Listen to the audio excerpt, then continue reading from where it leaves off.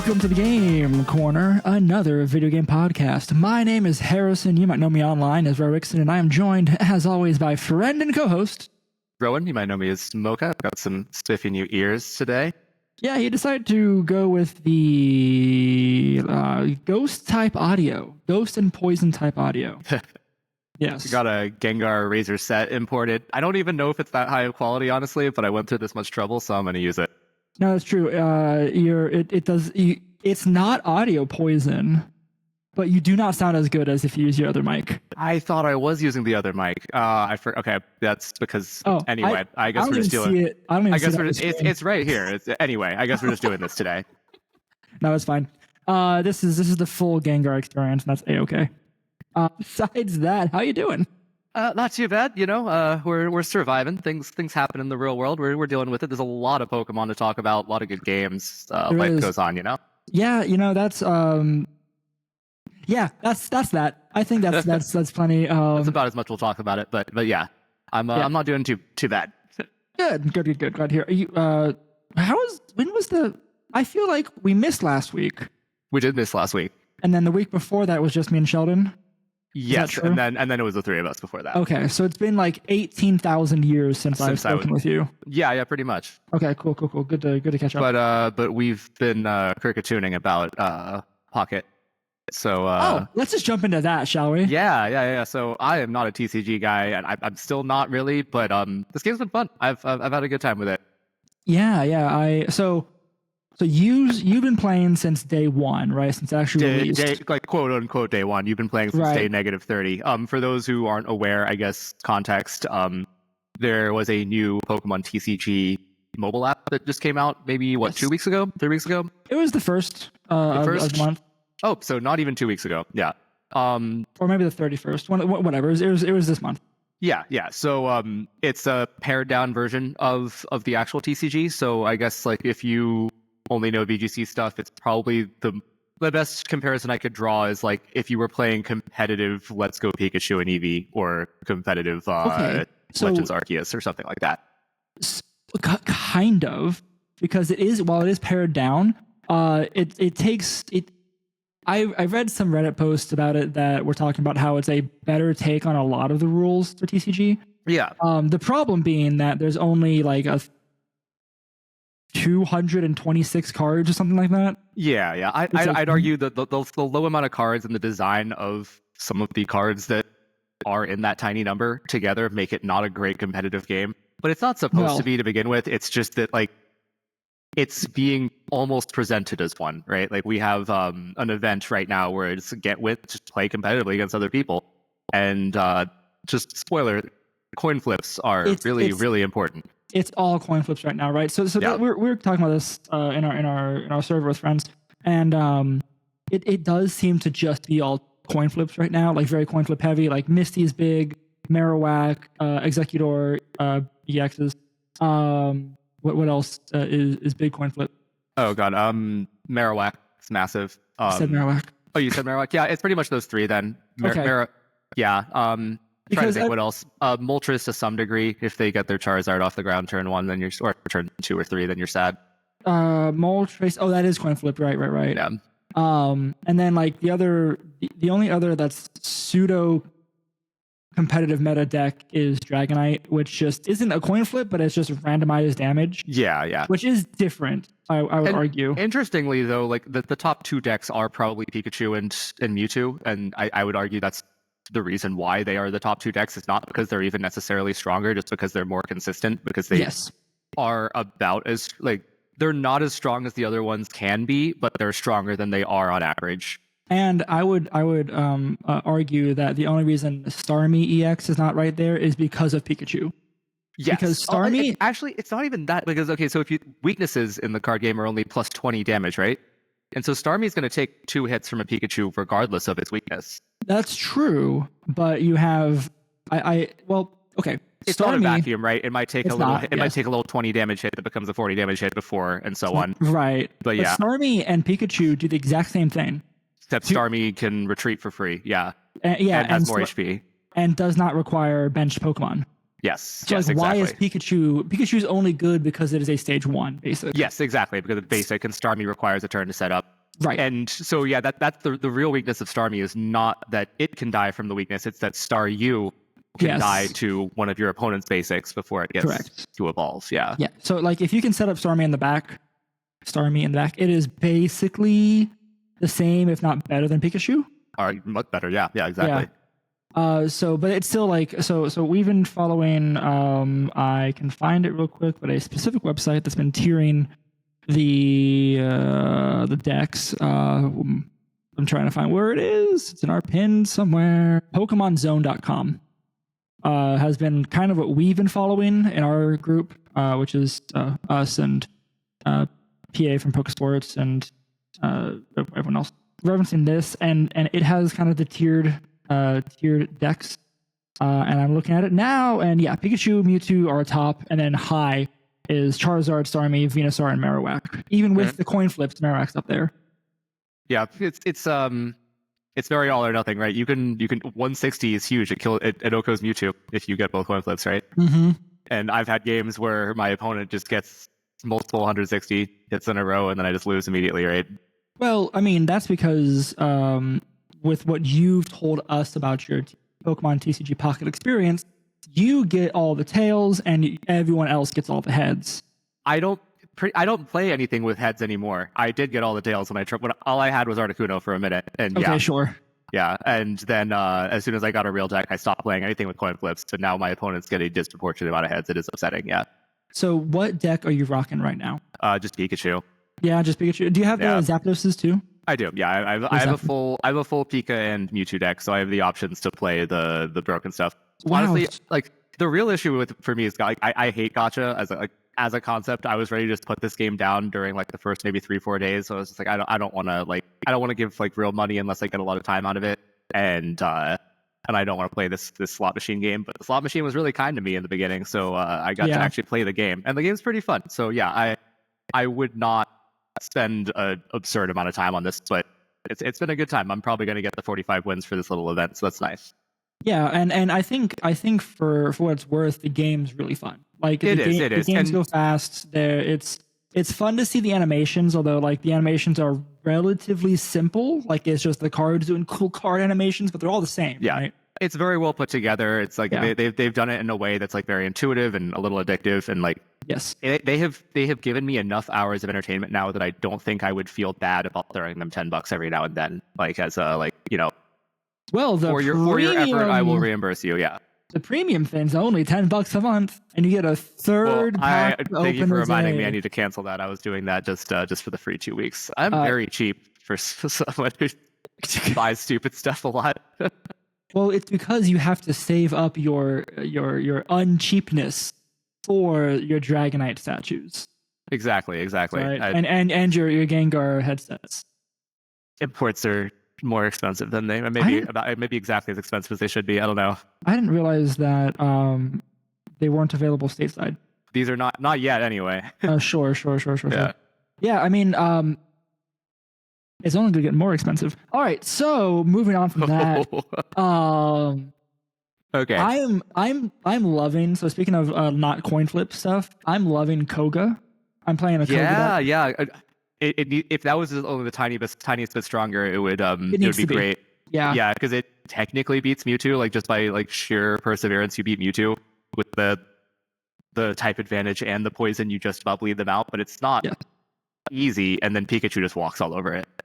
I consider that a free win when I see a dark energy symbol. Yeah, I mean that's pretty fair. Pikachu is a little oppressive for that reason. Although I have a Pikachu deck that's not quite complete. I don't have the Zapdos for it. But like, or the Electrode, which really makes a difference. But I struggle with my Pikachu deck, even against the Lapras event right now. Like, interesting. Sometimes, the Lapras deck runs Misty, right? So sometimes you just lose immediately. I've had that, yes. Which also is just love that. I think the real thing with this game is just remember it does not matter, and it does not keep track of your losses. So if you just want to win X times, the second you see that your hand is a brick, just concede immediately. Don't waste your time. Concede, say thanks, and then move on. Right. Next one, yeah. Which is great because again, this game's very fast. Now, probably last topic on TCG Pocket, and then we can move on to real stuff. is the way this. So there's some leaks for events, and apparently this game's gonna have a metric cricketune ton of events, which is great. I think it needs to. It's the like very basic gameplay loop is a little sparse. Well, so I was about ready to put the game down before the game came out because a lot of the event stuff didn't exist, before the game came out, which makes a lot of sense. It was quite simple and, like you said, sparse. So I was like, well, okay. But then with the the Meowth, Chansey events, the Lapras event, and now like whatever is coming down the pipe here, that has kept me invested in it, right, with these events, which is good. Although I still don't have all my 45 wins, or anything close to it, but it gives me something to grind at if I need to spend 10 minutes just zoning out on my phone, right? Yeah. If nothing else, whenever I win a local or do well at a local, they give you a bunch of cards. I'm never going to play the real TCG, so I could sell them back for a little bit, but man, I love shinies. Like there's just a bunch of Pokemon cards lying around my house right now, like on my desk, on the couch. Yeah, I feel you. Like they're not good. They're just whatever came out of a pack that I happened to get at a local. It's really addictive to rip open the foil and see what's inside, and it's like, oh, that's very shiny. I don't know if it's any good or not. Yeah, right. Yeah, there's a Palafin, that Palafin sitting on my thermostat back there. Like, oh, I can just barely see it. Yeah. So like, it scratches that itch, right? And it doesn't litter my house with useless cardboard. So like, I'll take that. Yeah, I think it's good. It does kind of fill an interesting spot in that sense, in my life personally. So I'll take it. Yeah. Okay, so real Pokemon time. TCG is real Pokemon. Don't but alienate. Pocket is not. Yeah. That's... Anyway, so for VGC, let's see. I just had those windows up. So we had two events that we kind of missed in the last couple of weeks. We had, I always say this wrong every year, but Gdansk.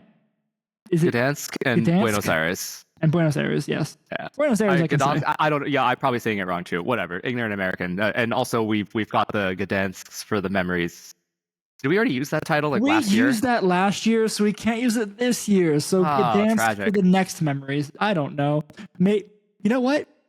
Maybe I'll just use the same title. Who knows? Who's gonna know? Yeah. Raise your hand if you're paying attention. Anyway, so we have Gdansk and Buenos Aires. Which one came first? So Gdansk came first, and it was also the only one that got streamed properly. Yes. Anyway, I think there was a third-party stream for Buenos Aires. So, yeah, I think I'm going to talk about Gdansk first. A much bigger event, mind you. Buenos Aires was only 60 players, so I've been to locals bigger than that. That's scary, actually, when you say that out loud. Yeah, but Gdansk was big. Well, not big, 478 regional sized, right? It is a regional. That's a mid-sized regional, right? It is quite hard to win. Yeah. So, and really amazing players. The finals was so cool. It was Rain versus Sun. It was Fede Campo versus Marco Silva. Like two absolute top tier players. Apparently, they're good friends. They like prepped together for this, and their teams were also very neat. They prep together and they have opposite weathers. I love this. Well, I mean, they play each other. They didn't literally like play the same team, but like they play each other. They had probably played each other with these teams going up to this. They probably knew the matchup very well. You're seeing mind games on mind games in the finals. And Fede Campo won. I think his team is super cool. I think you should think his team is super cool. I do. It's a Rain team. Of course I do. It's a Rain team with King Gambit, so I like it as well. The loaded dice bullet seed Rillaboom tech to go next to Archaludon is very cool. You can you quad resist it and you end up giving yourself the stamina boost, right? So that replaces the like awkward beat up mouse hold on that team. Yeah. Otherwise all very standard sets. Archaludon, Electabuzz, King Gambit, Black Glasses, Banded Basque, and Focus Sash Pelipper. So I think the Fairy Archaludon is also a pretty neat adaptation. You 99% of the time see grass on that arch, but you have enough anti-Amoonguss tech here between Rillaboom, between Electabuzz that follow Me's away, and taunts. Your Bastion Legion can go grass, your Pelipper can Hurricane it. Like, you have enough anti-Amoonguss tech on here. Amoonguss is already trending down, and what this does is it lets you deal with opposing Black Glasses King Gambit, right? There's a lot. If you if you are looking to survive the +2 Terra Dark Kowtow, which Oko is a regular arch, by the way, despite its crazy defenses, like you just start resisting it, and you're doing great. So for the King Gambit here, I see that it's a pretty standard King Gambit set.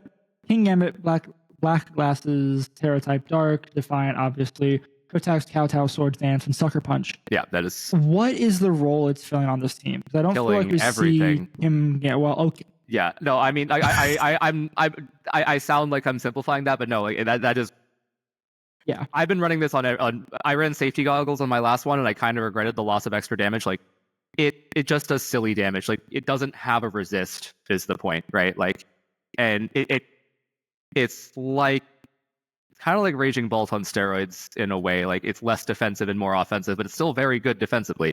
Like, again, like, so that calcs to give you an impression. Like, if you look up the stats for an Archaludon, on the physical side, it is one of the most bulky Pokemon you can imagine. It probably is the bulkiest physical Pokemon in this format. 90 HP and 130 defense. If you get a single Swords Dance up, your Kowtow with Terra Okos that Archaludon. If they don't have enough physical bulk, your Sucker Punch Okos that Archaludon. You Oko resists to you, especially if they're frailer. Like, Sneasler is a fighting type, and it's everywhere, and you generally think, like, okay, that means I can take a hit from a dark move. Not if they have that Swords Dance. Like, you can just Oko a Sneasler that resists your Sucker, like, if their Sash is broken, or if they're running Psychic Seed or something like that, right? Like, it does just crazy, stupid damage, yeah. I see. I mean, that's that. Yes, you did simplify the answer to that question, but it is kind of that simple. Yeah, and it just has great synergy here, right? Like, you have Electabuzz to follow me, so you can set up. You have Rain to get rid of your fire weakness.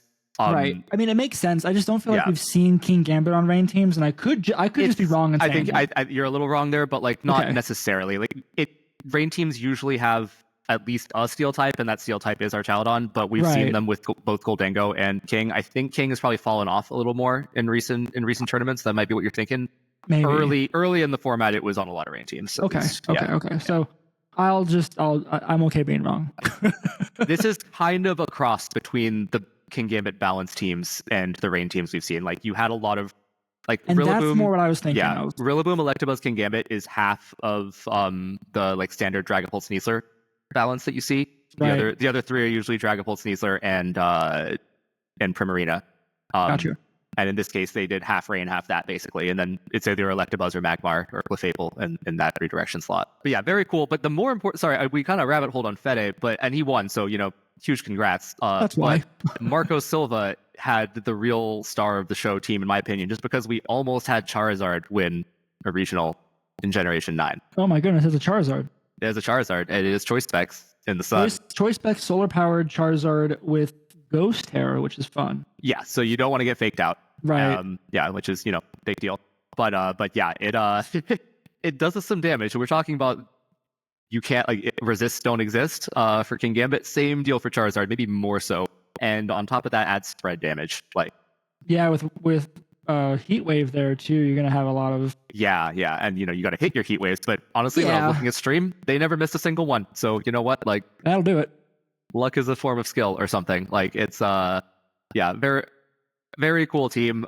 It was obviously a terrible matchup for them with 3 fire types into a Rain team, right? Like, absolutely, it was honestly incredibly impressive that they almost won it. And it was a bit of bad. It was a combination of bad luck and a bit of a throw that resulted in Fede taking it. What happened? I'm pretty sure it was some status thing. I'm forgetting now.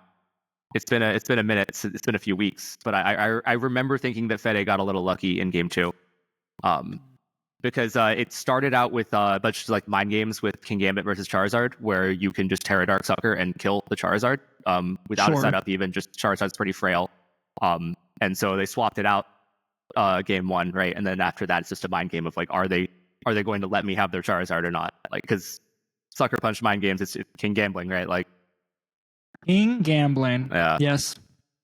But outside of those two, those two were really cool teams. But outside of those two, I think we've just not every other team, like half the teams here have a Dragonite on them. Loaded Dice Dragonite is just...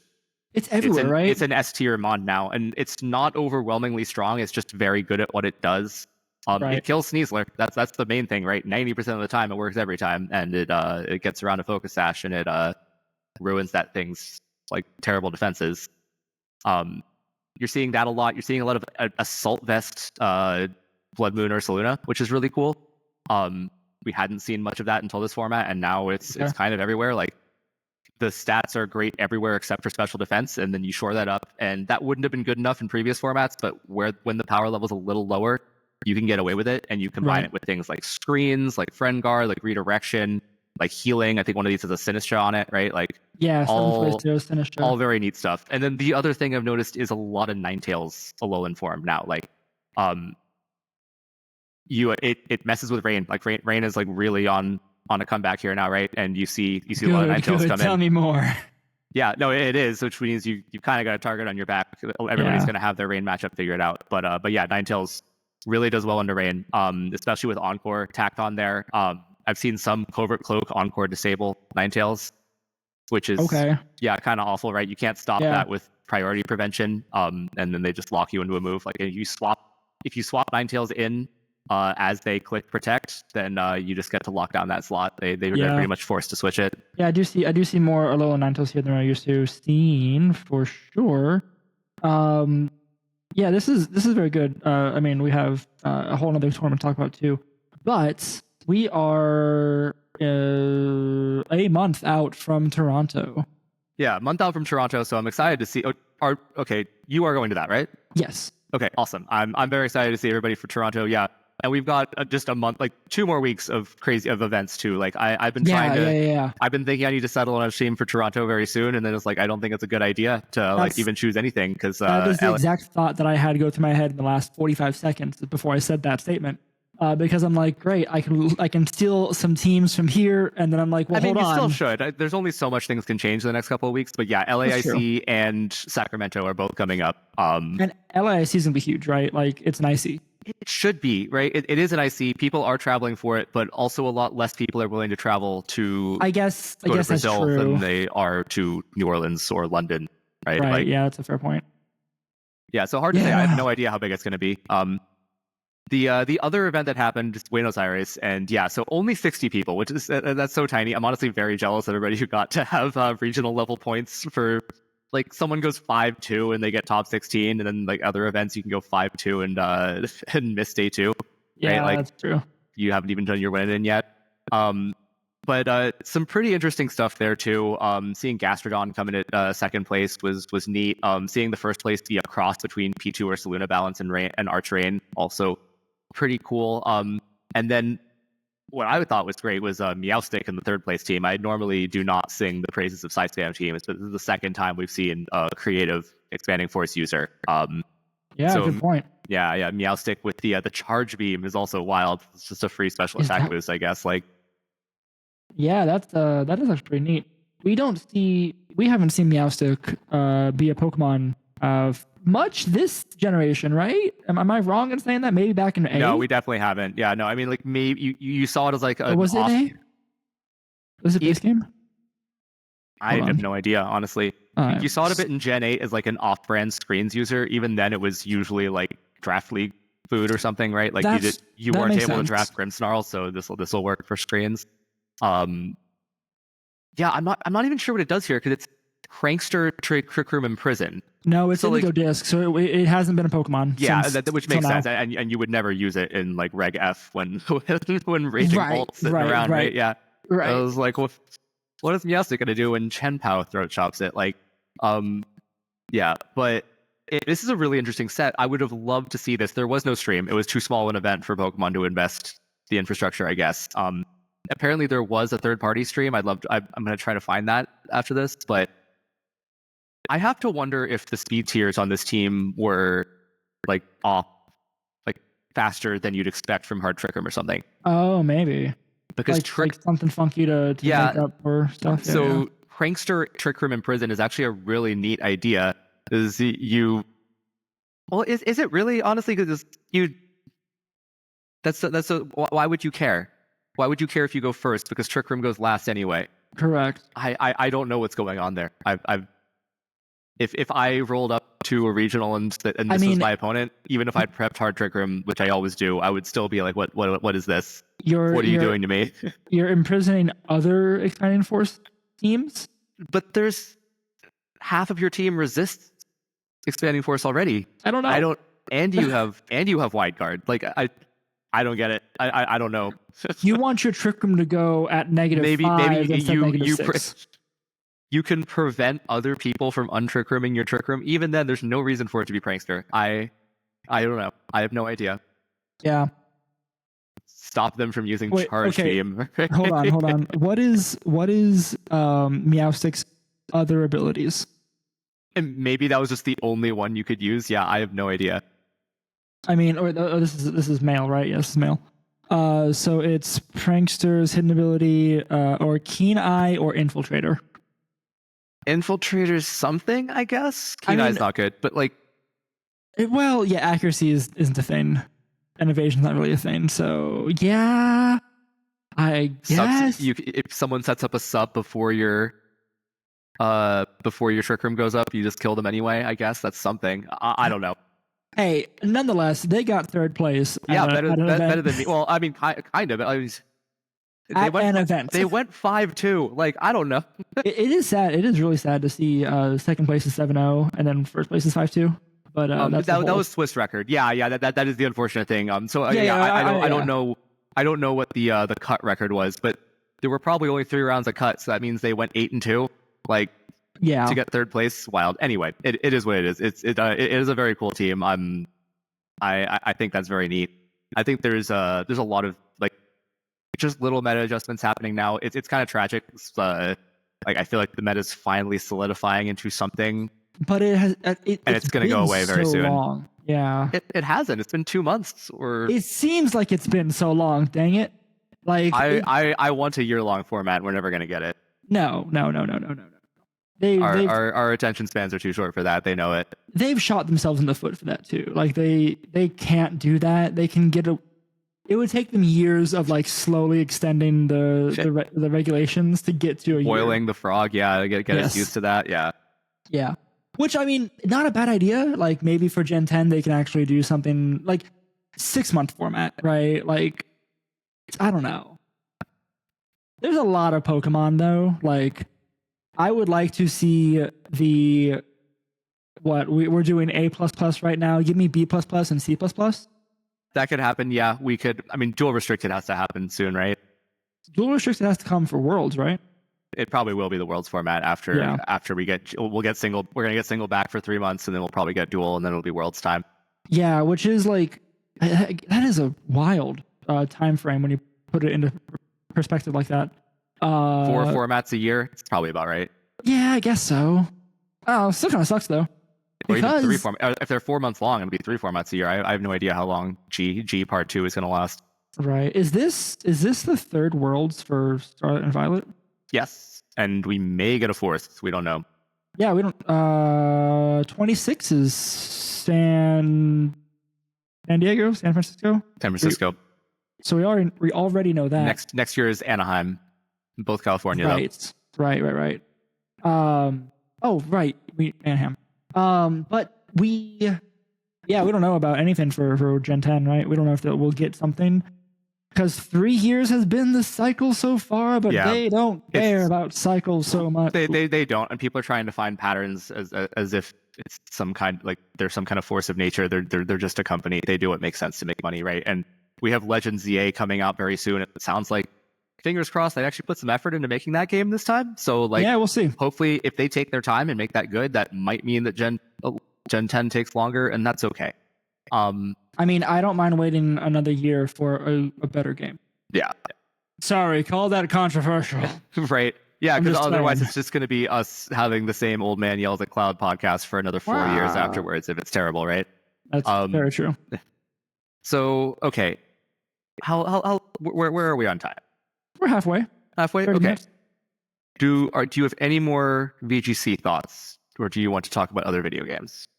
Oh, I know what you want to get at. I do want to get at that. I don't know if I have 20 minutes of material to talk about. No, and that's actually perfectly fine. I have a couple of things for the back half of this episode. Honestly, for VGC, I'm looking forward to Toronto, like we just said. I'm in that I'm in that stage that I get at where I am equal parts excited and dreading this whole like practice for the regional thing. Look, okay, you don't have to take it seriously. It doesn't have to be like you're back in a sports team or something. Just no, I know, I understand. That's part of it too. Like I want to do well. I want to practice enough where if I go in and I do however I do, I'll know that I expect to do that well. Right? Here's the thing. You could practice for 3 hours a day and still bomb. That's true. And that is just the nature of it. I thought I was pretty prepped going into Louisville, and I had one of my worst regional performances there. And a lot of things that went unfortunately barely wrong that day, but still, like it just happens sometimes, and that sucks. In my mind, it's just if you put in the work and you know, or you don't have to, right? Like, first of all, you do not have to take this seriously. You got me one. I have to go find that. We were doing so well. This is ruined my streak. I'm sorry. Okay, so you don't have to take it seriously. 31.5 minutes in. Anyway. 31.5. Okay. No. If you want to take it super casually and do it, you've done that a million times, and it's been fine. We've all had a great time regardless, right? That's exactly it. I did not say, I did roll the tapes. I did not say I want to do well so that I'll know I'll do well. I said I want to practice an amount so that I know how I expect to do if I do whatever. If I don't practice, I'm going to go into Toronto and I'm going to bomb, and I know I'm going to bomb, and that's fine. I accept where I am in VGC.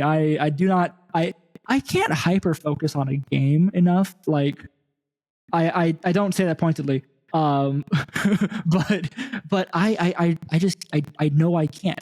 That's why for B segment, I made up this whole idea of a freaking video game club to keep me somewhat accountable and I can work through my backlog. How's that going? It's not, which we'll talk about in a moment. And you'll see why, because I can't focus on the game. So I know where I stand on VGC. I love the game. I love to go see the people, like obviously our group, but like just in general, the crowd. That's what I'm looking forward to. It's gonna be a fun time. But my thought is you don't have to go crazy. You just I personally think it's a lot more fun if you have played with a team for like a week. Like I know what the 6 Pokemon on my team are and their moves, and that like it's real sad if you show up and you're like, man, I really should have had Drizzle on my Pelipper. Like that was a bad decision not to do that.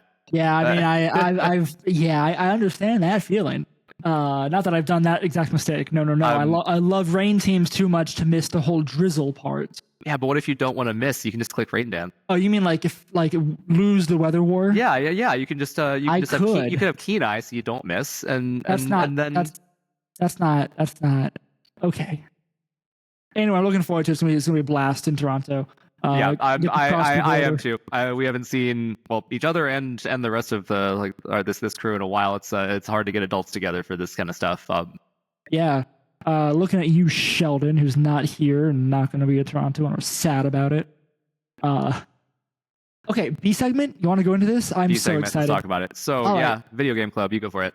So I'll reintroduce this. That I came up with this harebrained idea to start a video game club with this platform, and it exists. That's about what I can say on that.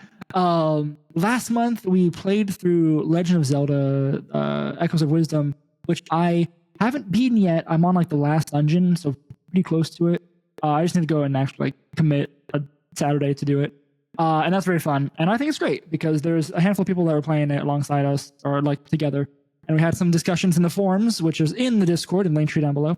And this month, we put up a poll to decide what game we want to play. And I guess this is the first episode we've had since that poll's been closed, but we decided to go and play Sonic and Shadow Generations. I like "and" in the title. X sounds weird. They named this game badly. Okay, so you're a weeb. Do you watch anime? I do. I watch like the most normie anime. I'm like a poser weeb. Okay, Spy Family. Have you seen that anime? I started.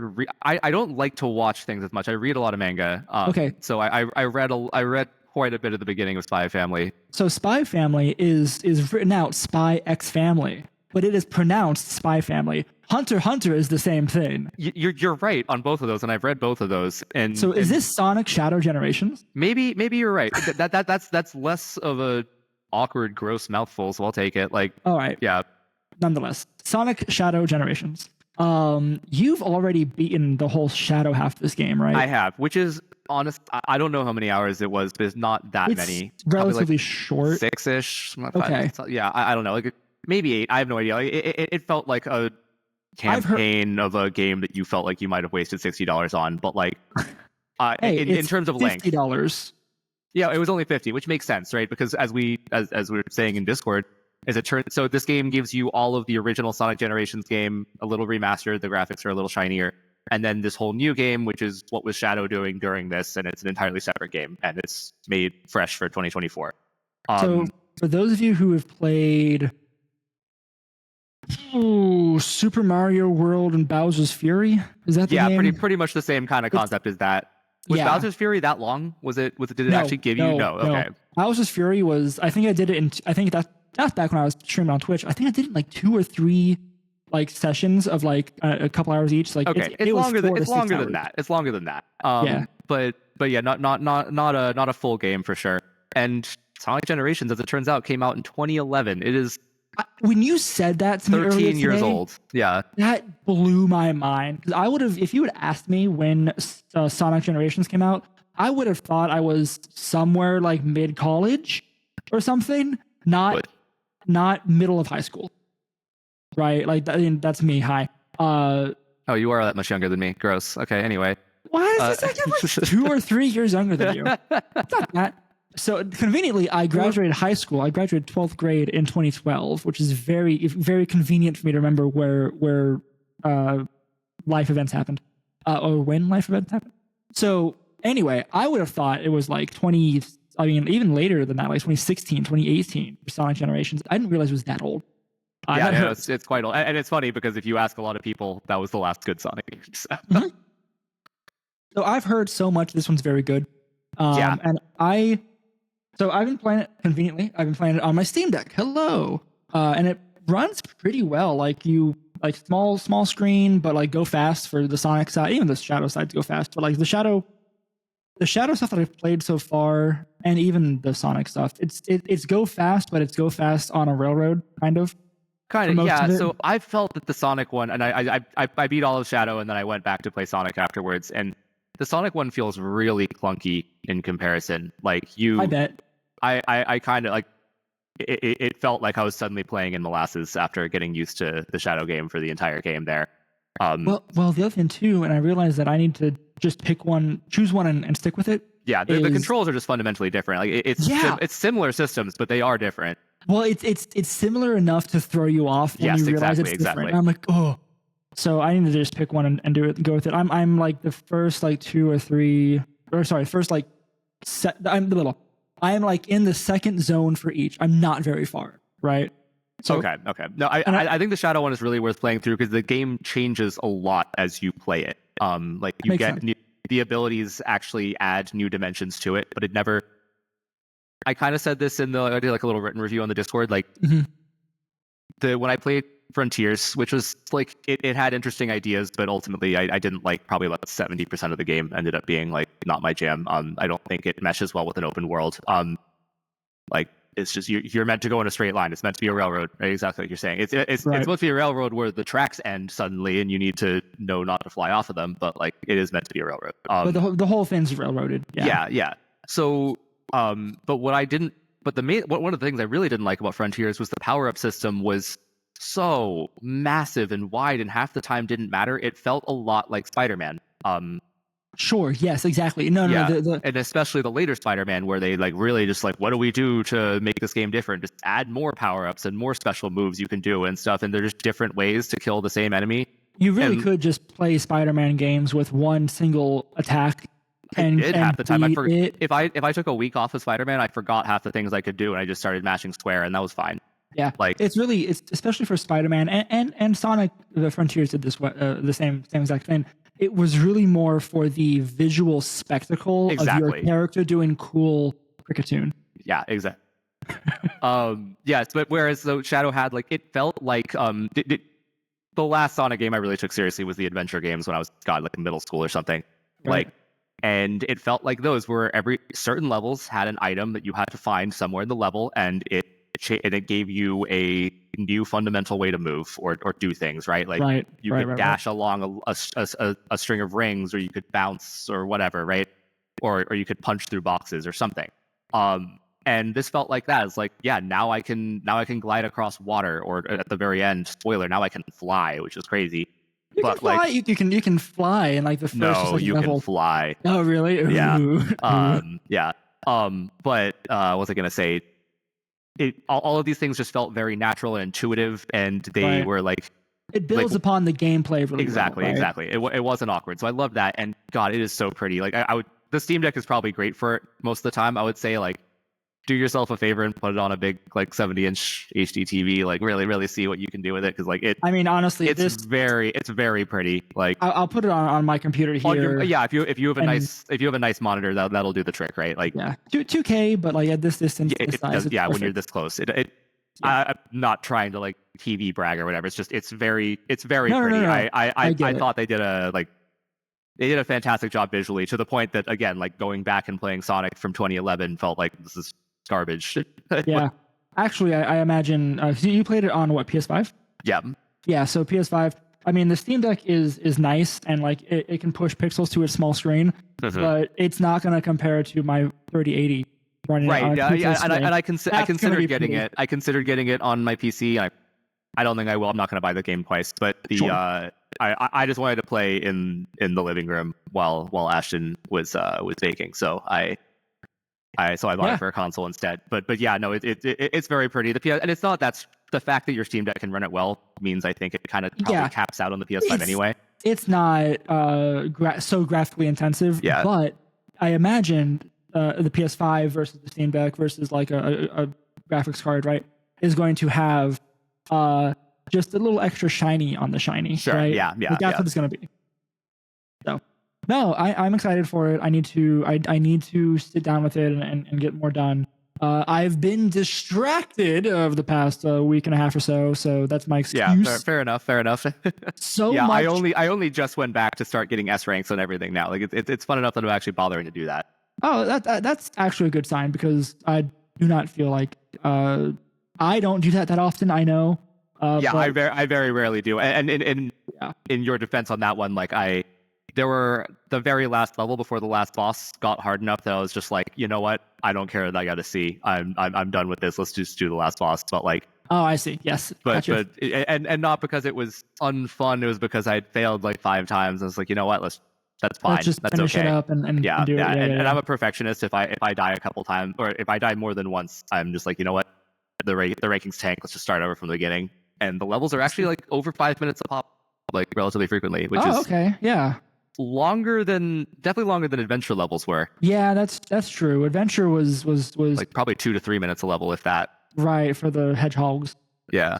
Very fast, because I'm thinking for some reason my brain went to the Rouge and Knuckles levels, which can take way too long to finish an adventure. Yeah, I maintain Adventure 2 is 1/3 of a good game, but I would give it a little more than that, because maybe half. The shooters were fine, and the Chow Garden was really great. like the Chow Garden. I would go back. Why would you not make a mobile game? We're talking about gacha. I would abandon all my principles on the spot. For a Chow Garden mobile game? Right? Yeah. Yes, yeah. Sega, take my money. We've been saying this for like a decade, and they haven't bothered. Yeah. They haven't had it. Like Adventure 2 Battle was the last like good Chow Garden game. Yeah, they're a cute collectible in this. So you see them in cutscenes and you can find them in levels and stuff, but that's it. Like, yeah, I knew that was it. I had some hope when this game was coming out, like, ooh, Chow Garden, please, because it's like a remake for the Sonic side. No. Yeah. But supposedly, like they are taking note. It sold incredibly well. I think a million in the first day, which is not what they usually do for these. And not for Sonic games. Yeah, I'm sure it's multiple millions now. Just like like mid performing Nintendo IP level, so not bad. Yeah, that is unfair, sir. But accurate. Yeah. What's the Sonic Shadow Generations sale number? I guess is the 1 million copies sold as of the October 26th, which like the day it came out. Yeah, exactly. So I'd assume by now it's gone 2-3, but regardless, they're taking note is the point, right? Like they're seeing this game's doing very well. The movies, it ties into the movie. I had heard stuff about there being Keanu Reeves shadow in this game somewhere, and I haven't found that. Maybe it's like a secret unlockable. No, there's a DLC coming in December. That's what it is. Okay, to tie in with the movie. Okay, okay, very, very cute. That is cute. It's very good. Like you have those are coming. Like they're taking note. They know Sega just took too long to realize that, like every other company, they need to cater to millennials with nostalgia and disposable income. Correct. Us. Yeah, not Gen X. No one's craving the 2D flowers in the background. I was too young for that. Yeah, no, it's give me my furry space opera. Like that's Star Fox. Same thing. Whatever. This is it's a space opera kind of. There was the whole art, the space colony. Yeah, it's still furry space opera. I'll give you that. They need to make a new Star Fox. Honestly, that was. I mean, Nintendo has IPs they can reach back to. The Star Fox, right. Captain Falcon. So what's the actual name of that franchise? F-Zero. F-Zero. My gosh, yes. Yeah, that might happen. They re-released like an NES version of it as like a multiplayer version of the NES game. As like a way to, I think, just to gauge interest in the IP, and I think it did pretty well. NSO, I think. Yeah, it was NSO. But okay, tidbit time. Speaking of furry soap operas, space operas. I don't know where this is going. Yeah. So the original. Did you play Star Fox 64? No, I did not have a 64. Unfortunate. Okay. Do you know about all the memes that came from the dialogue in there, like the? Yes. Yeah. Cocky little freaks and all the crazy like nonsense dialogue lines. None of those were in the Japanese version of the game. The Japanese version of the game actually took itself very seriously. Really? Yeah, dead seriously. So when they localized it, this was in the age of Brock's Jelly Donut. Right. For kids. This kind of thing, right? Where localization meant like rip anything remotely foreign out of everything, right? And just make it as like American as possible. And in this case, they decided that American meant it can't be serious if we're going to market this to kids. It needs to be like silly and ridiculous. And so they did that, and it spawned a bunch of hilarious memes and like that's like this. It did what it did. If I like took that story remotely seriously, maybe I'd be upset about it. But like it was silly to begin with. Sure. And then it did very well. Star Fox became a great IP, like a well-performing IP for them. Then it has since died off. And then they used it to rescue a bunch of games, right? And so, or at least one game. So Star Fox Adventures was originally going to be about. Did you ever play that one? It was on the GameCube. It was the dinosaur one. It was basically a Zelda knockoff, and it was where you, as Star Fox, I think you were broke. Like the team didn't have any money or some flimsy thing like that, and so you got a distress call from Dinosaur Planet, and you go and you don't get to fly your ship for 90% of the game, 95% of the game. Yeah, you're just on foot on and it was actually a really fun game. It was a great Zelda clone and like had fantastic graphics for the GameCube time. I mean, it looks of the time though. Yeah, it looks of the time, but at the time it looked great, right? Like sure. But you were Fox with a magical staff running around and hitting people in Melee. It made no sense. And the reason it made no sense was because it was originally just going to be called Dinosaur Planet, and you were originally going to be playing as this blue fox lady with no relation to Star Fox. I see the blue fox lady. Yeah, and so they decided, okay, this isn't going to sell. So what we're going to do is we're going to jam Star Fox into it because we know that'll sell. And so they just had this flimsy excuse for him to show up. They demoted Blue Fox Lady from protagonist to helpless damsel in distress love interest. She gets you play as her for one level, and then she gets sealed in a crystal, and then you play as Fox for the rest of the game and rescue her. And they did that, and it actually sold really well. And they thought, great, awesome. So that funded another Star Fox game, which was called Assault. And it took itself, again, dead seriously in Japan. And this time, we had passed the Jelly Donuts phase. It's okay to call things. This is also a GameCube game. It's okay to call things rice balls now, and so they decided to translate it faithfully, and it bombed. Oh, that's so. I hate that story. It took itself so seriously to the point I was like, as a kid, I was like, this is cool, but like this is heavy. I don't know, man. Like it's a frog. Like Wait. So you're telling me they were right? they were right this time. Yeah, so some things should be silly. Okay, I mean, that's the end of story time. I don't know where I was going with this, but it's a good story. It's hard to rectify like thinking about Star Fox as anything more than just meme worthy. Yeah, and like taking stuff seriously, like that is hard to wrap my head around. It was a really like, fun rail shooter. Like, yeah, that's what I know it as, a memey rail shooter. I don't know that I've seen either of these games, but where were you, Mister? Last episode for our nostalgia gaming talk, because this would have been perfect content. What was I doing? Yeah, you were working. Yeah. That sounds all right. That's not going to change. Sorry. No, I'm just giving you crap for it. As you should. Because this just fits in perfectly talking about GameCube stuff. I don't know where you're going with that story. Thank you for sharing. I do have something, another complete non sequitur. For other games. So to as we wrap up this episode, because we're at 51 minutes, I do have to piggyback off of the fact that I said earlier that I can't focus on a single game for very long, which is why I made this video game club, which I am not sticking to very well. I played 2 other games that aren't Sonic Shadow Generations this week. Wow. Which does not... Well, it doesn't help you actually finish any games, but... Correct. It wasn't Sonic Shadow Generations. It was not Pokemon TCG Pocket either. But Enshrouded, which I think I may have mentioned earlier this year. It came out around came out around the same time as Palworld. It is another tree punching game. It is very more fantasy focused or whatever. I love it. It's so good. I played for like 5 or 6 hours with friends that Saturday night. We played like a tailored world, so like we had some settings changed to make it a little easier and harder in some aspects.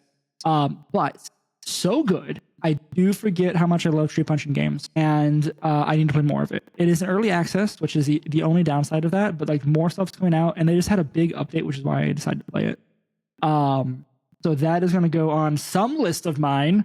Maybe not the one for the game club, because that's hard to do because it's a long game, right? It's a big game. You gotta want to grind those, I think. Like right, I was able to sell myself on Palworld. I don't know if I can do another tree puncher for the next like 5 years. I mean that's very fair, and you went hard on Palworld too. I did, and it's entirely because like the IP clicked for me. I don't know, like it felt right. Yeah. Look around, right? Yeah. Funny story, that lawsuit went nowhere. They're paying $60,000. Like, excuse you, $65,000 for everything. I did want to bring that up too. Speaking of tree punching games, and it's $65,000. I wanted to look into that more to see if I could figure out like what the actual stuff is. What was the point? I don't know. They sued the guy who leaked the strategy guide for more than that, for a lot more than that, for like millions. My theory is that they really didn't care all that much.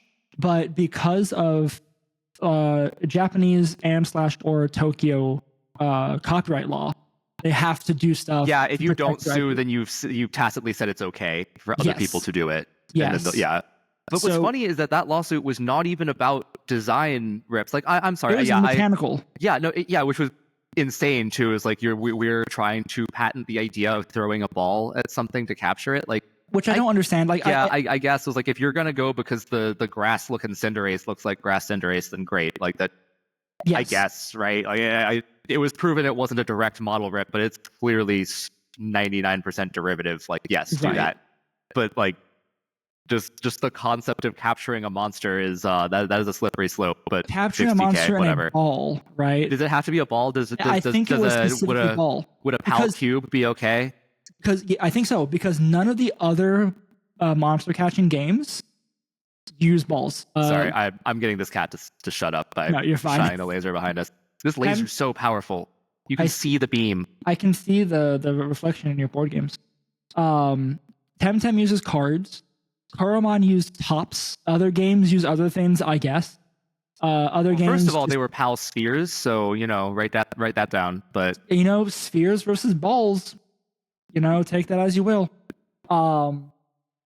No, I don't know. I'm guessing that's like I think it's just the Japanese again, Tokyo Japanese law, whatever it is. That aspect. I'm guessing. But I was very curious to see if I couldn't find more about that. The second video game, which I don't have a lot to say on it, and you'll see why in a moment, because I don't have the attention span to play a lot of game. But a lot of my friends have been talking about, and there's also a big update for this game, Factorio, which is yet another tree punching game, but this time 2D, and it's more about automation than the other side of stuff.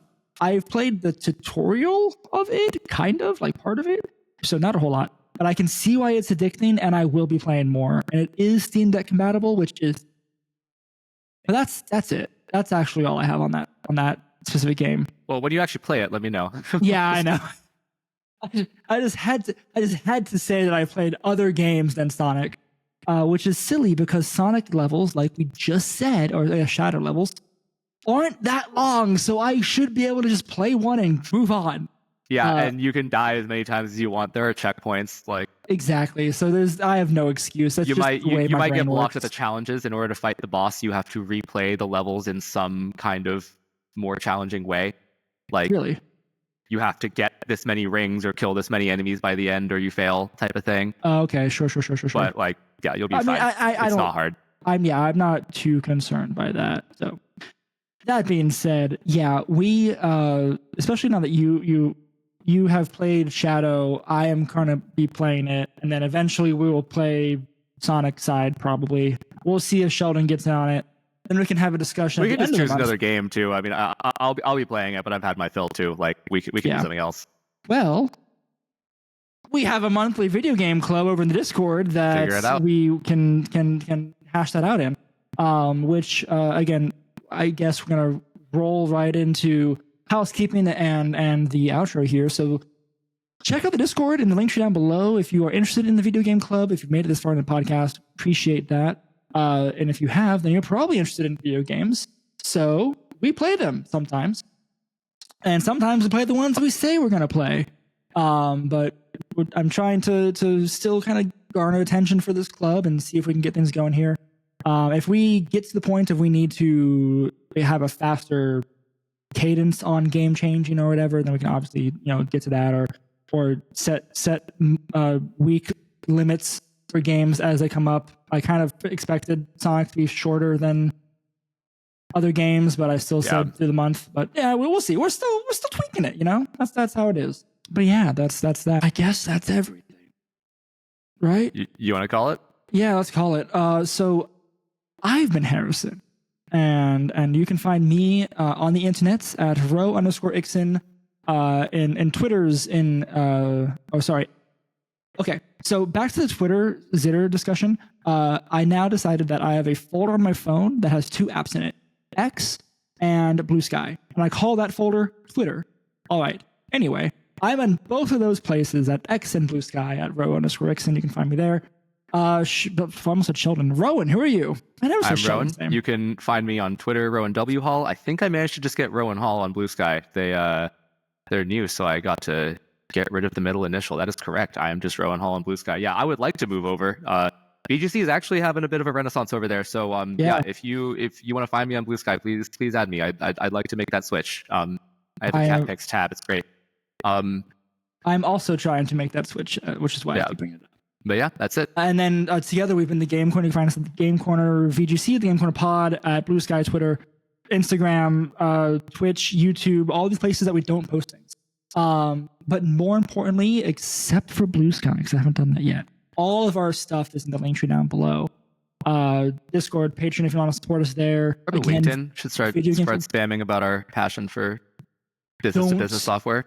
Don't tempt me. I will post about video games and put our podcast on LinkedIn if you tempt me. It was a Cricketune post, but sure, yeah, do it. I will stop you. I guess I don't know how to make a... Anyway, we'd like to thank RobKTA for the use of our theme song, Goldenrod Game Corner, off the Ultraball album. That's it. That's everything. Wow, I just blanked there on the whole outro thing. So no matter what you decide to play, until next time, press start, and game on. Bye!